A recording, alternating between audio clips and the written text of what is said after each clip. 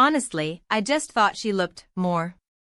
The words hung in the air between the lukewarm coffee and the stale pastry, a tiny, perfectly formed shard of ice right in the center of my chest.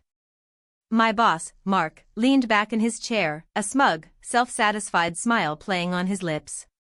He was talking about Sarah, the new intern. The one he'd hired last week, fresh out of college, all wide eyes and eager nods.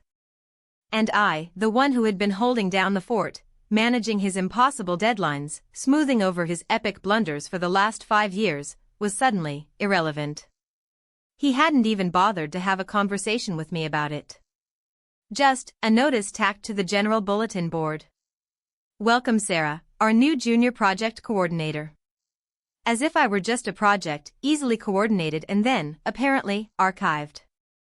My life, up until that point, had been a carefully constructed equilibrium.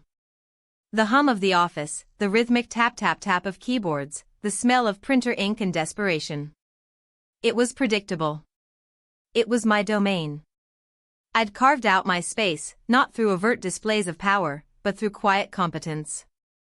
I was the one who remembered the obscure clause in the vendor contract, the one who knew exactly which font made the quarterly reports look the least alarming, the one who could translate Mark's rambling brainstorms into actionable tasks. I was the grease that kept the engine running, so smooth that no one ever noticed it was there. And Mark, bless his perpetually unruffled heart, had reaped the benefits of my silent labor, never once questioning the source of his ever-increasing bonuses or the seamless execution of his increasingly outlandish ideas. He saw me as a tool, efficient and reliable, like a particularly well-programmed piece of software. He never saw the human operating it. It wasn't just Mark, though. There was a certain complacency that had settled into my existence, a quiet acceptance of the status quo. My apartment, a tidy, functional space, reflected my professional life. Everything in its place, nothing out of the ordinary. My weekends were filled with books, the occasional quiet dinner with friends who understood my need for low-key evenings, and the comforting routine of laundry and meal prep. I was fine. Content, even. But beneath that placid surface, a quiet resentment had been simmering for years. It wasn't a fiery rage, but a slow, steady erosion. The condescending smiles, the assumed incompetence, the casual dismissals. Each small instance, a pinprick. Individually insignificant, but collectively forming a slow leak in my self-worth. Mark's statement, however, was more than a pinprick. It was a complete rupture. I remembered a few months ago, when a critical client presentation was about to implode. Mark had been out sick, or perhaps just uninspired, which was his euphemism for hiding in his golf simulator. The presentation slides were a mess, riddled with factual errors and an amateurish design that would have made a kindergartner blush. The client was a notoriously difficult one, a man who prided himself on his sharp eye for detail and his even sharper tongue. Panic was a palpable thing in the office. My colleagues, usually a competent bunch, were paralyzed by the impending doom. But I, instead of succumbing to the chaos, had calmly gathered the scattered data, sketched out a new structure on a notepad, and worked through the night, fueled by lukewarm tea and a grim determination. I'd rewritten half the content, redesigned the entire deck, and sourced new, credible data points. I'd saved the account, earning not just a lukewarm good job, thanks from Mark, but a rare, surprised commendation from the client himself. Mark, of course, took full credit, basking in the glow of a successful presentation he had no hand in creating. He'd even told me, with a hearty clap on the back, that I was such a team player for pulling it all together. Team player. The words echoed hollowly now, a testament to my own quiet complicity. Then there was the time my proposal for a new efficiency software was finally approved. It was something I'd been developing in my spare time for over a year, meticulously researching, building spreadsheets, and demonstrating its potential ROI. It was a genuine innovation, something that would streamline our workflow and save the company a significant amount of money. Mark had initially dismissed it as too complex and unnecessary. But after I presented a meticulously crafted business case, complete with testimonials from other companies, he'd grudgingly given it the green light. The software was implemented, and within 6 months, it had exceeded all projections, saving us hundreds of thousands of dollars. Mark, naturally, presented it as his own brilliant stroke of genius at the annual shareholder meeting. He even managed to twist the narrative, claiming he'd championed the idea from the outset, pushing it through despite internal resistance. CE. My name wasn't even mentioned in his glowing monologue. I'd sat in the back of the auditorium, my hands clenched so tightly my knuckles were white, and I'd felt a cold, hard knot form in my stomach. The final straw, though, was not a grand gesture of betrayal, but a series of almost imperceptible slights. It was the way he started calling me by the wrong name, consistently. Jennifer instead of Jessica. It was the way he'd stop mid-sentence when I entered a room, as if my presence was an unwelcome interruption to his superior train of thought.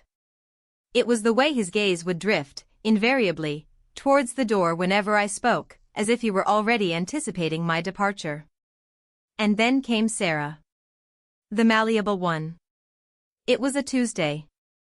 The air in the office was thick with the usual midweek slump, a low hum of keyboard clicks and muffled phone calls. I was at my desk, reviewing a particularly dense financial report, when Mark sauntered over, a proprietary air about him. He stopped by my cubicle, not at the edge, but right in my personal space, his shadow falling over my screen. He cleared his throat, a deliberate sound designed to command attention. I looked up, my fingers still hovering over the mouse. He was beaming, his eyes crinkling at the corners, a look of triumphant satisfaction that made my stomach clench. Jessica, he began, his voice dripping with a falsely warm joviality, I've got some exciting news. I waited. My entire existence at this company had been about waiting for Mark's announcements, his pronouncements, his arbitrary decisions. You know Sarah, from accounting, he continued, his gaze already shifting to the open plan area where Sarah, a bright-eyed young woman barely out of her 20s, was diligently tapping away at her own keyboard. Well, she's going to be joining us full-time. She'll be taking over your project coordination duties. The words landed like stones. My project coordination duties. The very essence of my role. The very thing that had kept me tethered to this place for half a decade. The silence that followed was deafening, broken only by the distant whir of the air conditioning. I didn't gasp. I didn't stammer. I simply looked at him. My mind, usually a buzzing hive of thoughts and calculations, felt suddenly still, a vast, empty space. I saw the flicker of something in his eyes, a fleeting surprise at my lack of an outburst, quickly masked by his usual smugness. He fumbled, clearly expecting a reaction, a protest, a scene. I've made sure you'll have plenty of other responsibilities to keep you busy. He gestured vaguely towards the stack of reports on my desk, as if that were sufficient compensation for being unceremoniously shoved aside. The air in the room felt heavy, suffocating. I could feel the eyes of a few colleagues, curious and concerned, flickering in our direction. But I didn't look at them. I looked at Mark. I saw his arrogance, his dismissiveness, his utter lack of empathy laid bare. He genuinely believed he was doing me a favor, offering me more reports. The entitlement was astounding. He'd ghosted me from my own job, not with a whispered goodbye or a reasoned explanation, but with a casual announcement, a wave of his hand, and the assumption that I would simply adapt, absorb, and continue to serve. And in that moment, a profound, cold clarity washed over me. The simmering resentment that had been my constant companion for years coalesced into something sharp and precise. It wasn't anger, not really. It was a deep, abiding disappointment, followed by a chilling resolve. He had underestimated me, repeatedly. He had treated me as disposable, a replaceable cog. He had taken my loyalty, my competence, and my hard work, and tossed them aside for a younger, shinier model. Fine. Let him have his youth and his malleability. I had something far more potent, knowledge. And a burning desire to ensure he understood the true cost of his casual cruelty. The rest of the day was a blur of forced pleasantries and internal strategizing. I walked through the motions, my mind miles away. I meticulously organized my files, not out of habit, but with a surgeon's precision. I backed up everything, every client email, every project proposal, every performance review. I downloaded the company's internet policies, its financial reports, and a particularly damning thread from an internal forum that detailed Mark's repeated pattern of taking credit for others' work. It was a quiet, almost ritualistic act, each click of the mouse a small act of defiance. The next morning, I arrived at the office an hour before anyone else. The silence was a welcome balm. I made myself a cup of coffee, the same lukewarm brew I'd endured for years, and walked to Mark's corner office. The door was ajar. He was already there, hunched over his laptop, the familiar furrow of concentration on his brow. I didn't knock. I simply pushed the door open and walked in. He looked up, startled, a flicker of annoyance crossing his face before he smoothed it into his usual patronizing smile. "Jessica," he said, his voice a little too loud, "I thought you weren't due in for another hour." I didn't respond. I walked directly to his desk, placing a single, manila envelope on its polished surface. It was thin, deceptively so. "What's this?" he asked, his brow furrowing again. He picked it up, his fingers brushing against the rough paper. "It's a summary of your performance over the last 5 years, I said, my voice calm, devoid of emotion. "Specifically, the contributions that were not yours." He opened the envelope. His eyes scanned the first page, his smile faltering. His hands began to tremble slightly. I watched as his face drained of color, his mouth opening and closing soundlessly. The smugness evaporated, replaced by a dawning horror. He flipped through the pages, his breathing becoming shallow and rapid. He saw his self-congratulatory speeches dissected, his false claims exposed, his misattributed successes laid bare. He saw evidence of his plagiarism, his blatant disregard for intellectual property, his sheer audacity. He looked up at me, his eyes wide with panic. "What is this?" This is libel." "No, Mark," I replied, my voice still a steady, low hum. "This is just attribution. I've attached copies of the original proposals, the client feedback that contradicted your narrative, the internal audit reports that showed your discrepancies. I've also included a redacted copy of the severance agreement I drafted for the last employee you replaced. It seems there's a clause in there about unforeseen restructuring." His eyes darted back to the envelope, then to the door, as if seeking an escape route.